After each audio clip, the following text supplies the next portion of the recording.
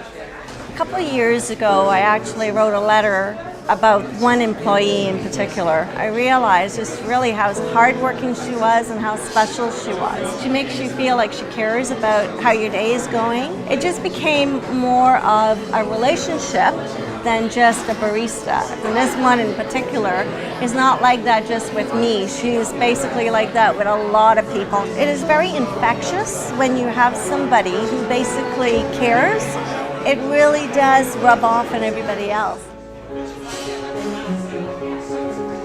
We go to Starbucks pretty much every day. It's sort of our special place because this is where we used to go for our dates. We've been together for almost 23 years and Starbucks is a huge part of that. People are welcoming and it's kind of nurturing. It's not just a cup of coffee, it's an atmosphere. It's memories, it's just conversation, it's about relationships. Starbucks is kind of like a second home. So the perfect Starbucks experience for me would be walking in. So I'm opening the door. I walk in the door. And there is an open seat, and it's the window seat, and the sun's coming in. I get a nice big smile from everybody who works here. Not only are you recognized, but you feel valued. The barista asks me how my day is, and they tell me something about their day, and then we laugh. Not only am I just a face you remember, but you actually remember something about me. I come down here with other people. They have the names written on the cups basically before we even get to the caps. When they know you and they already have your drink put aside, I love that. You feel pretty special, like, you know, somebody crowned you queen for the day or something, right? You get that perfect first sip. This is just the way I like it. And just spending hours and observing how everybody is interacting. And when I leave, the barista says, "Bye, Milan." And I say, "Bye."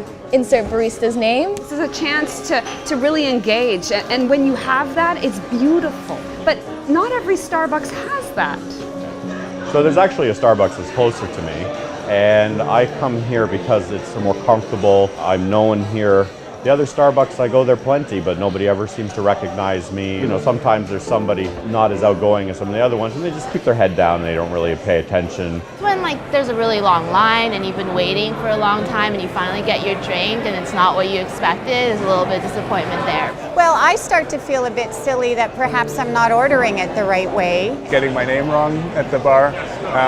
My name's Dave, it's a pretty generic name. I think for me its biggest thing, which is the most difficult thing, is just to treat every customer like they're so special. I may be your 100th customer, but you're my first barista. If I walk into the store and they're a little hesitant to create conversation, I'll go sit at the library instead of sitting down and doing my homework here. And when they do smile, I do grab a seat and I do come back and I sit and I do my work. I guess that experience in that sense is sometimes what draws me to stay.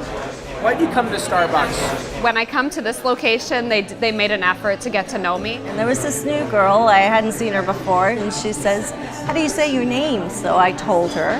The next day I came in, she greeted me by name. So I thought it was a really special touch. They love working here, I love coming here. It's a really nice feeling to feel that connection. I've gotten to know people here. We would engage more as people. Well, they want to know us, we want to know them. I say valuable, like I matter.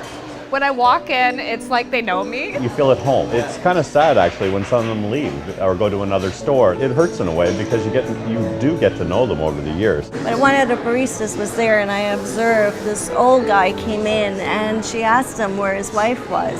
What she didn't know is the wife had passed away and he started to tear up.